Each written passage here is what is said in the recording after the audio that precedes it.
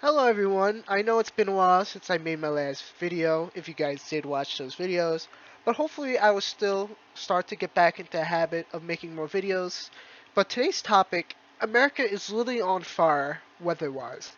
If you take a look across the south and southwest here, you can see we have numerous heat advisories, warnings, etc.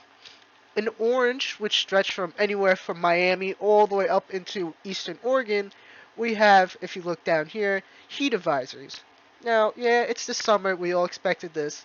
You probably will get heat advisories from now and then, but it's the sheer length of this which has made everybody start to panic and believe the water around America and across the globe, in all honesty, is going to kill off our wildlife, especially the reefs. The coral reefs down here south of Florida are really endangered. We'll take a look at the water temperature down there in a little bit. But back to our weather alerts here. In the purplish violet color that stretches from eastern Texas all the way to central Mississippi, also that stretches in the southwest region of the United States, is excessive heat warnings. Now, if we take a look across the central part of the country, we have a couple flash flood watches and advisories that we have.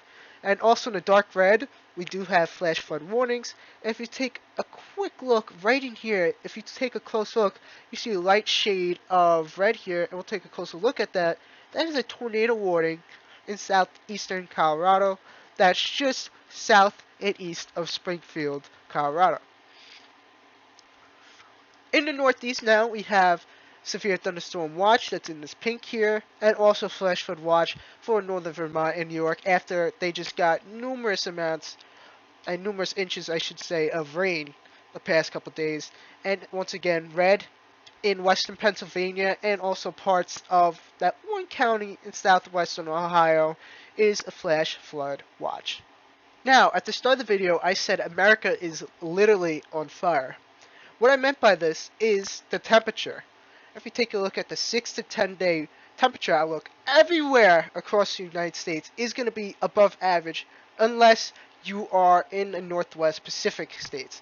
That only includes, believe it or not, most northwestern parts of California, western Oregon, and pretty much all of Washington and a little bit of northern Idaho. Across the rest of the country, you can see we'll have the heat dome right in pretty much the heart of our great nation in Iowa and Missouri and Nebraska. Now, yes, this is summer. This is well expected, but it's the the sheer length of this temperature that it's gonna stick around for. That's gonna make people want to hope winter is coming soon. And plus this, we won't really be having much rain here. If you are in the south, you pretty much will be below average precipitation wise for the next 6 to 10 days, and also in the west coast as well, unless you were in southern California and western Arizona and Alaska, of course. We can't be forgetting about Alaska.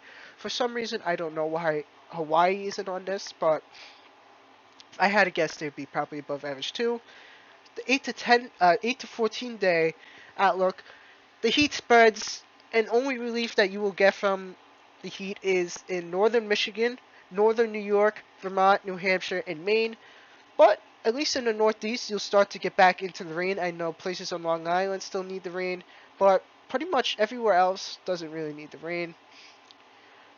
In the South, you'll also be below average precipitation-wise again, but in Central Plains, Central Midwest, I should say, and all the way back into the southwest coast of California, including Alaska, will be above average precipitation-wise.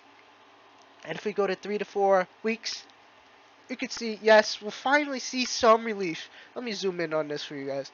There'll be a little bit of relief here in the Midwest, Central Plains, and western, northeast regions that include Pennsylvania and western and northern parts of New York. But once again, the West gets back into this heat, the never-ending heat. The South, again, gets into the never-ending heat. This is starting to look like an El Nino type of setup here. You have the cold coming down from Canada, or the somewhat cold that you have coming down from Canada, and you have the big ridge all the way out here, and the heat coming in from the Gulf of Mexico. And on top of this is going to be very humid. This isn't going to be some dry heat type of scenario that Arizona always feels. This is going to be very moist. Oceans are well above average temperature wise. It's going to draw in a lot of humidity and moisture. Hence why, as you can see here, pretty much all the East Coast is above average chance of being above average chance of having above normal precipitation. And in the West, that's the only area that looks like to be below in the 3 to 4 weeks range. But then again, this is 3 to 4 weeks out. This could change in a moment, in a snap. One typhoon, one hurricane is all it takes to change this pattern just like that. Now this is the GFS model that's going to show us how above average our temperatures or below will be for the next couple days. The red obviously is above and blue is below average temperatures. The white is neutral. And if you want to pause the video at any time and take a look on the screen how above average your temperatures will be, this is the code right here, or the key I should say. And as we move on with the GFS, you can see the dome starts to build in the west. You can see it starts to come up with the dark reds and almost pinkish colors.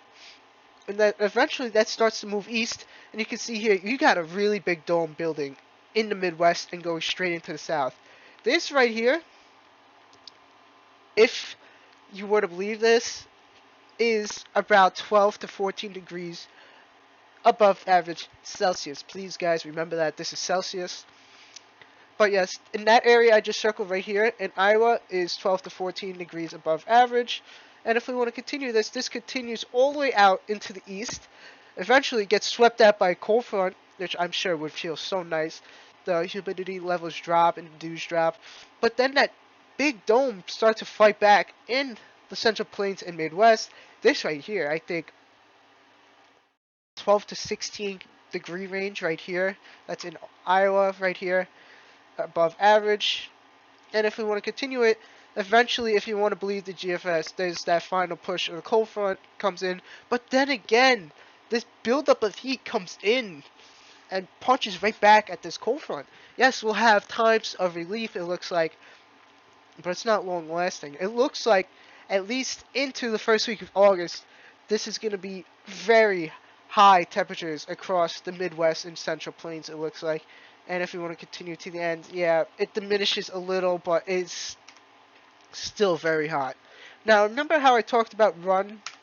It varies, like it's 3 to 4 weeks out, we still don't really know. This was last run, you can see that this is the run that we're just looking at, and this is the last run. Notice how much smaller that and weaker that cold front is in the east. And if we want to go back one more, there was a nice cold front coming through the Midwest, but obviously that is not true anymore. If we want to take a quick look at the European, it doesn't go fully out to 300 hours. So take this, remember that. So we have a cold front coming into the northeast and south. It looks like Saturday around 2 to 5 p.m. And that eventually wants to push out. And then our heat dome builds in. And then another cold front comes in. So the European at least wants to be more frequent with these cold fronts. It looks like at least. But the GFS, if you go back here, wants to build that heat dome in the Midwest and Central Plains a lot stronger. Now, earlier in the video I said the global temperatures are also way above average, and this is the map for it. The only areas that are significantly below average is off the coast of California and say Cabo, all the way out into Hawaii, and it looks like off the coast of Australia and Indonesia. Same with the Middle Eastern states over here near Saudi Arabia. And also, the only other pocket that is also below average, which is a good sight to see over here, is in near Greenland and northern parts of Iceland. Everywhere else is pretty above average. We have a nice eastern-based El Nino, and we have our nice negative PDO, which is good to look out for winter. You want this, at least for the eastern parts of the U.S., you want this to be above average so you can get ridging, and you get your cold fronts coming into the east. I hope everybody's having a wonderful summer. Hopefully, when I get back from vacation, I'm going on vacation tomorrow. I'll be back Sunday. Hopefully, I'll post another episode about anything. Then maybe a winter outlook. Not too, no, I wouldn't say winter outlook. A winter thought would be coming up, maybe.